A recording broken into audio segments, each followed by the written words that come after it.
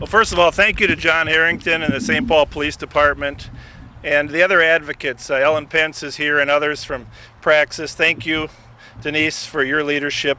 I'll tell you what, we wouldn't be here if it wasn't for the grunt work on the front line of many of you that are sitting in the audience. In our county, we serve 13,000 orders for protection every year. What's more amazing is that in the United States, 3.3 million children witness domestic violence each year. Imagine that, 3.3 million children having to be subjected to that. You know, the term blueprint is a great term because there are so many different agencies at work in government. A lot like building a house. The term blueprint comes from building structures. We're trying to build an intervention program that works. Every piece of the design is important. Everything has to mesh together because, as we've seen in the past, victims often drop between the cracks of the system.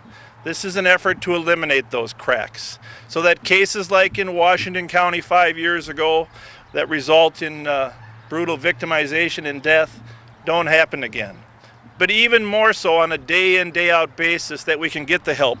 Now, this morning in their training, our officers heard about the fundamental principles. There's two of those I want to talk about and highlight.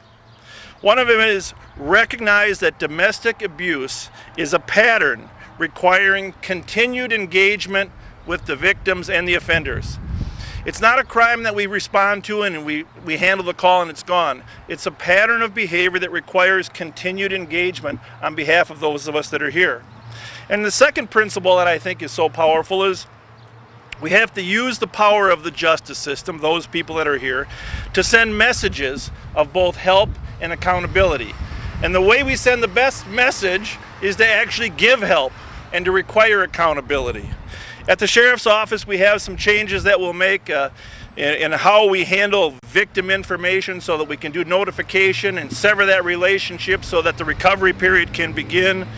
Our apprehension unit is going to prioritize apprehensions for domestic abuse. And of course, our courthouse enforcement of no contact orders and orders for protection is going to continue to be a top priority. What happened in Hennepin County in their courthouse several years ago, another example of something that we can't tolerate.